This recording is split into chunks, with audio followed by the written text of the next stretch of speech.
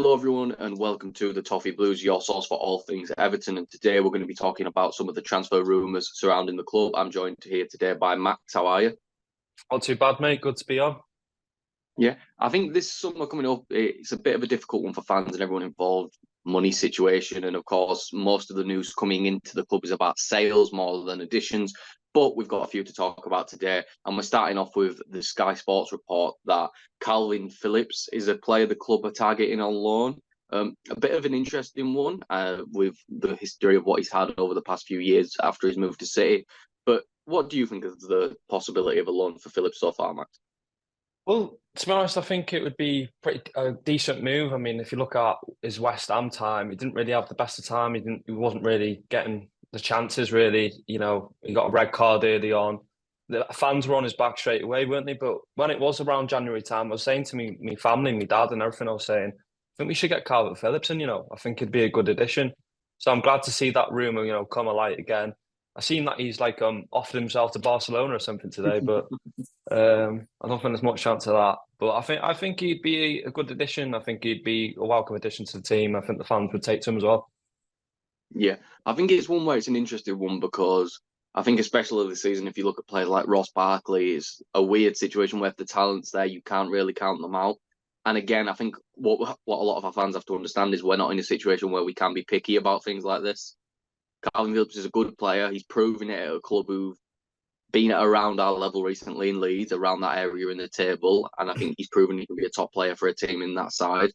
And I think, getting a lot of money for Onana and then getting a potential replacement, there is the possibility that we get him in, he craps the bed, and we have to suddenly start rushing for a defensive midfielder in January. But I think in a Sean Dyche system, I think in a world where Dyche has shown that 99% of the players at Everton have improved under him, I would be shocked if Calvin Phillips comes in and doesn't improve.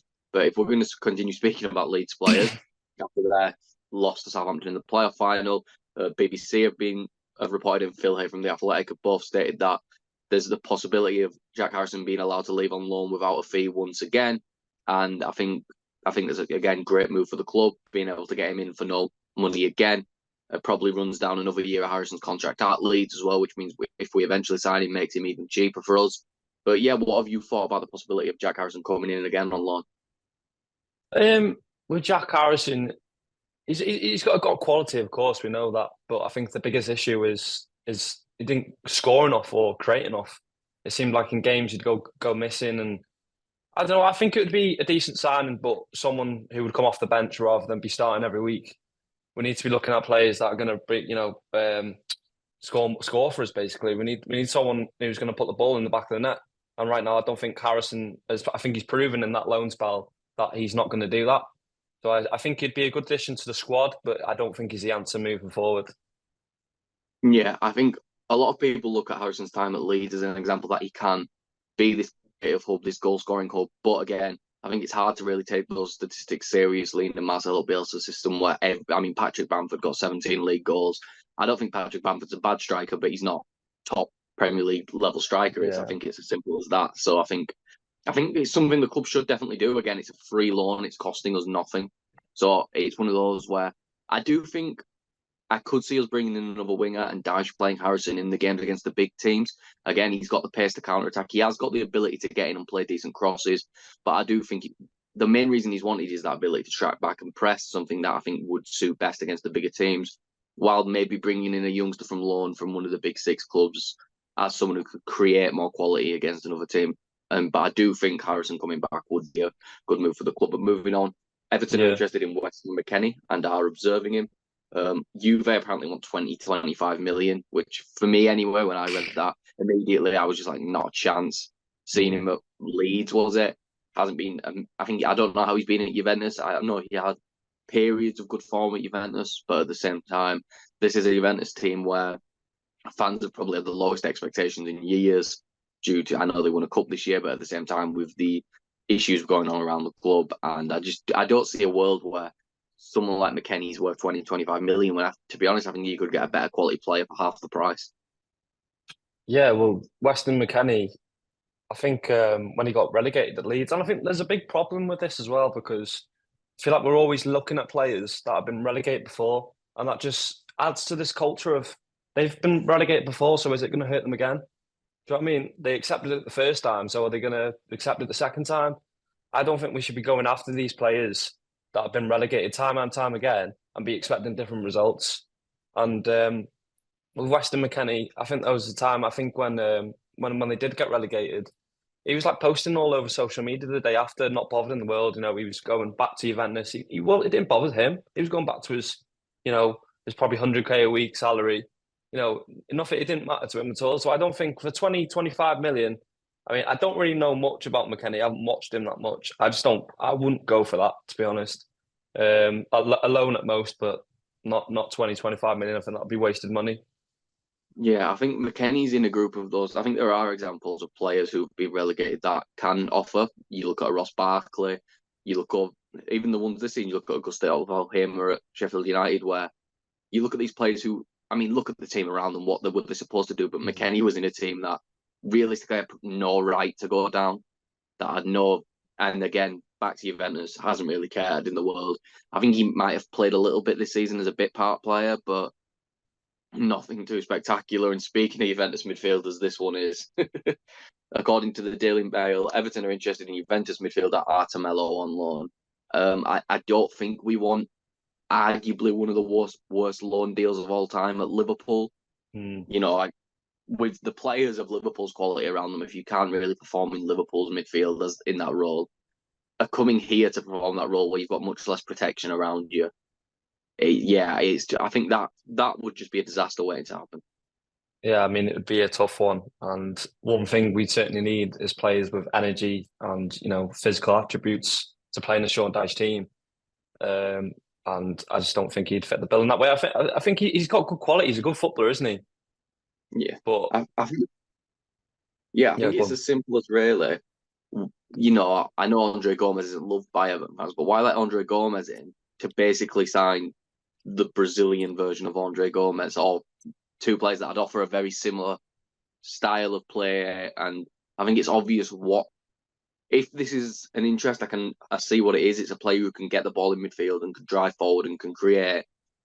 But again, if we are going to do that, I can imagine Andre Gomez would probably take a wage cut, to be honest. And I think Artemello's contract at Juventus, if it's not a free loan, is probably 150, 200 grand a week. So even if we're paying 50% of that, we're still paying what it'd cost to keep Andre Gomez. And to be honest, I think Gomez is probably a better chance of performing better, to be honest. Yeah, it just seems like another one of those things where a player's just coming for the payday. I mean, obviously we haven't really got the money anymore as what we did, but I just can't see him making a difference in the game where we need him. You know, being dead up for these big games and you know these relegation scraps. You know, because I think we'll be in trouble again next season. I think it'll be tough.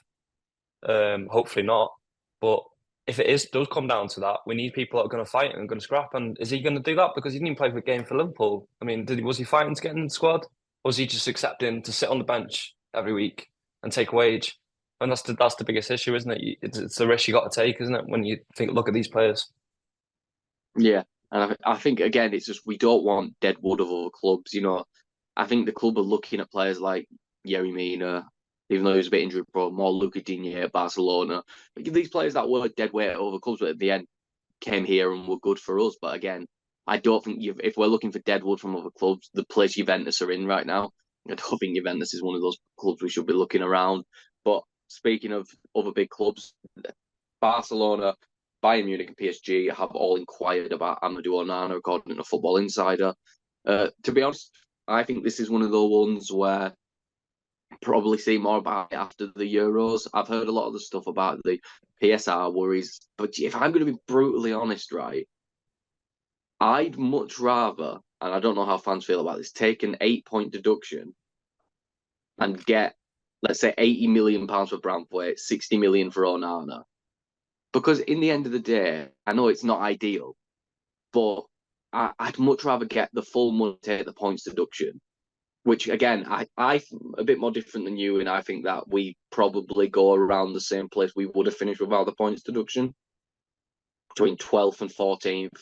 Maybe not 20 points away from the relegation zone this time, but 10, 12 points away from the relegation zone to the point where an 8 point deduction might. But again, I've also heard reports that that's not true and that it's just, you know, the big media companies trying to stir up a story. But I don't know. I just feel like losing out on a potential, let's say we get 50 for Branthwaite because we're desperate to sell. We get, and let's say, or we get 40 for Onana when we may be able to get 50, 60. It potentially more than that if Onana ends up smashing it with Belgium at the Euros, which we've seen in friendlies against England, where I think he played well, that he has the potential to do. I think, I don't know, I think I'd much rather take an 8 point deduction than lose out on a potential 50, 60 million pounds in transfer fees, especially with how much we need money to bring in players right now. Yeah, I mean that's a tough one because we know the psychological impact and just the absolute, last season was just horrible, really, with the point deductions. Every time we seem to turn a corner, there seems to be a point deduction in the way or something else. So I wouldn't support us getting a point deduction. I think as well, is there a case of we can sell one of them and keep Branthwaite maybe? Because for me, I think Branthwaite should be our top priority in terms of who we keep.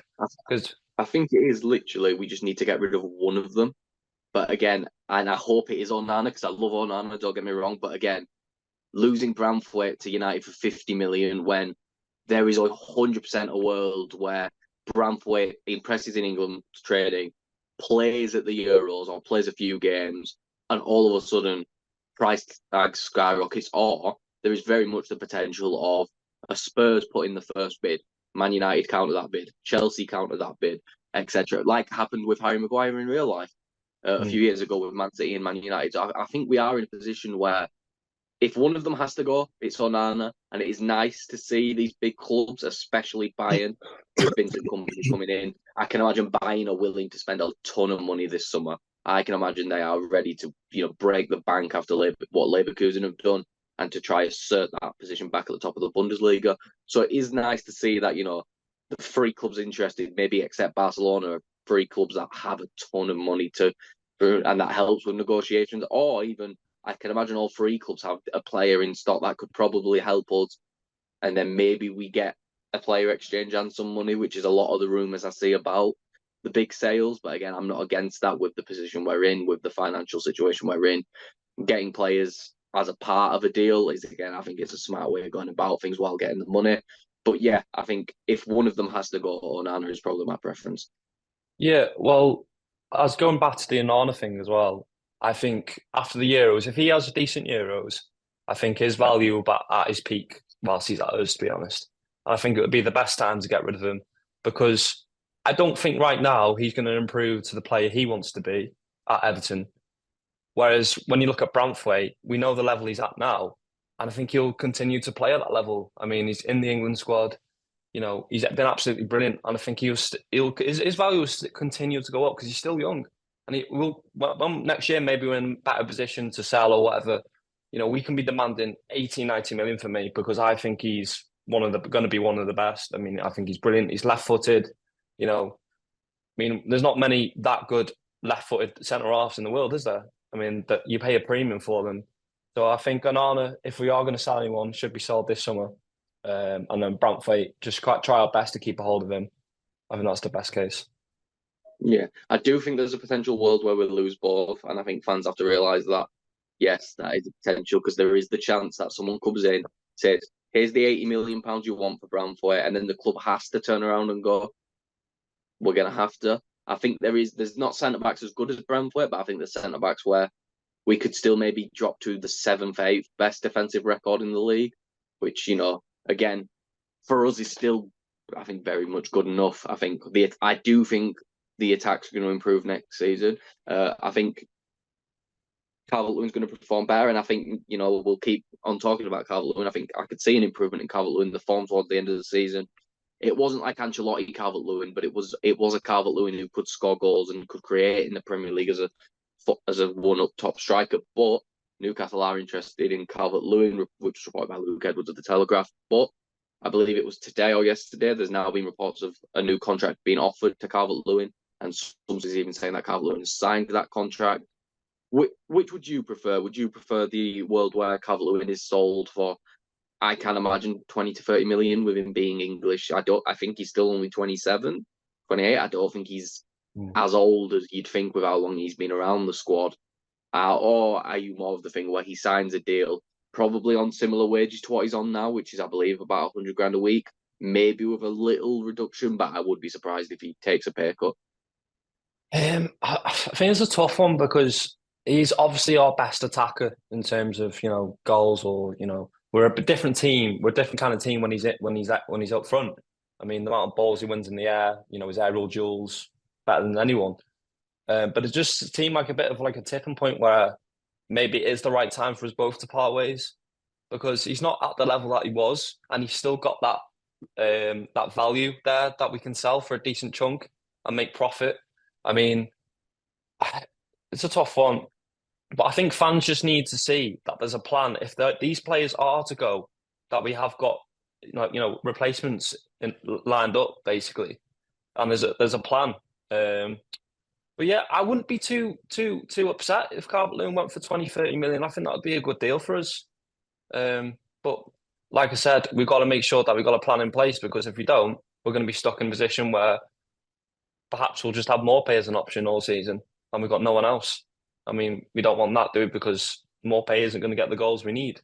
So yeah, it's a tough one, but as I said, we've got to make sure we've got a plan in place.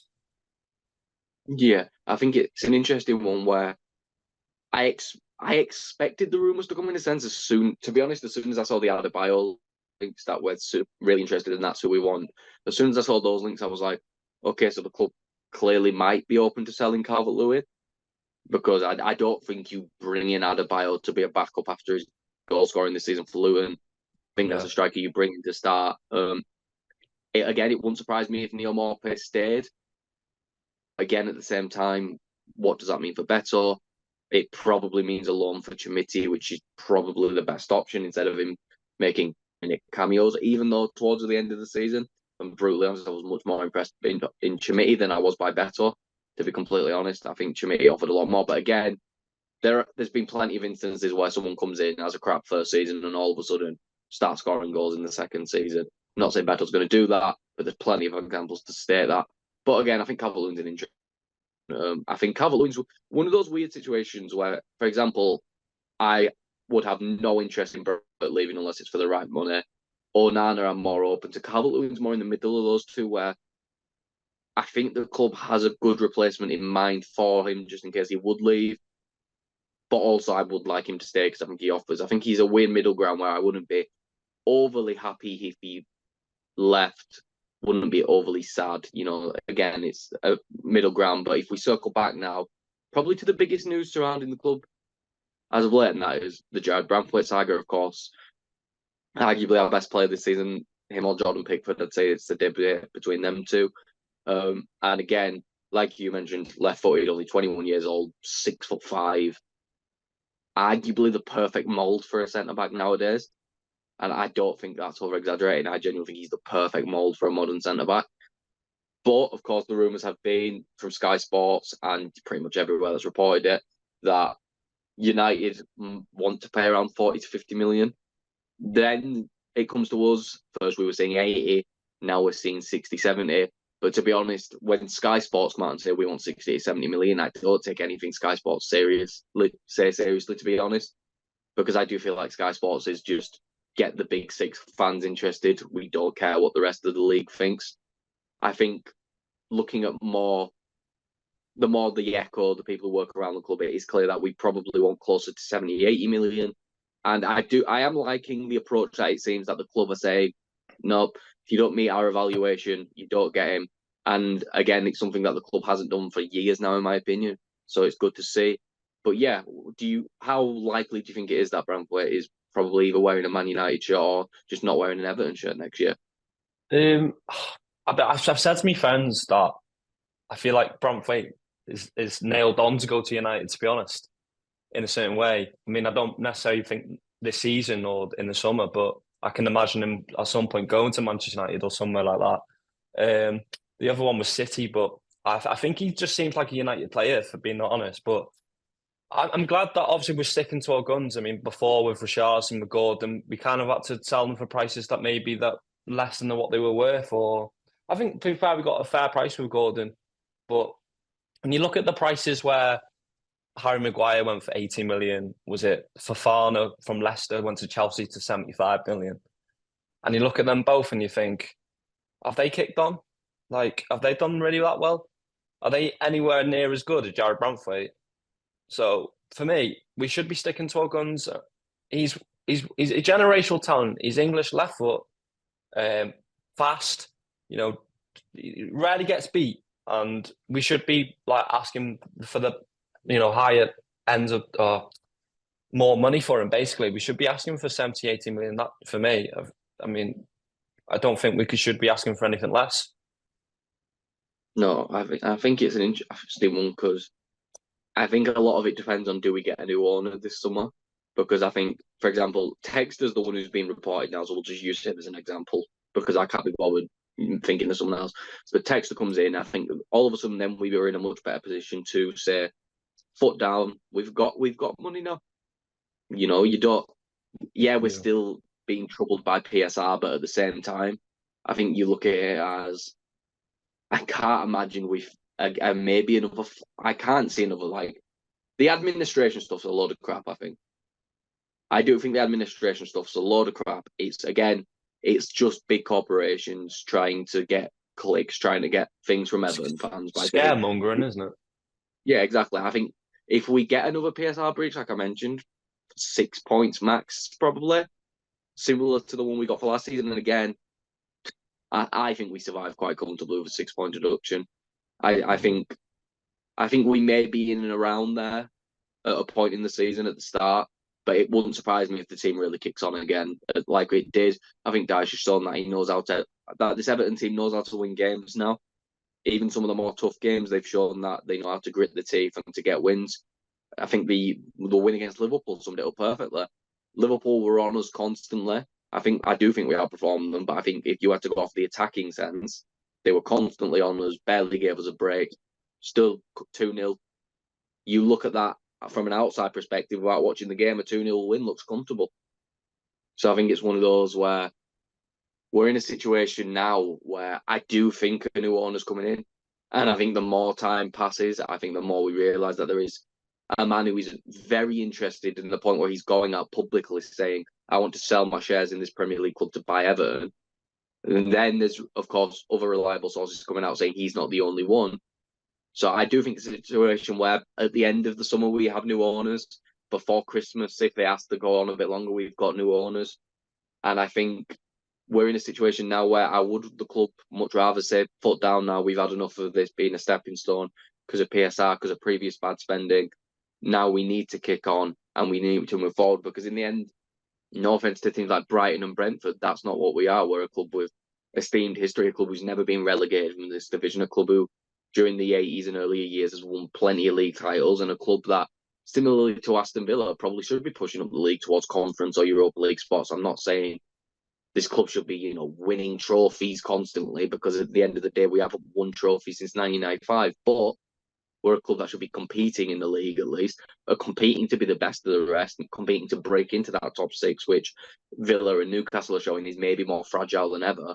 And you're never going to break into that area. And I understand that this is going to probably take a few years, but all we're going to do is keep pushing those years back. If we keep saying, well, PSR, we've got to sell, no choice. Especially with, and I believe the rules have changed as well. So I would prefer to see the club stick their guns until they get the exact amount of money they want from Branthwaite. Yeah, I mean, of course.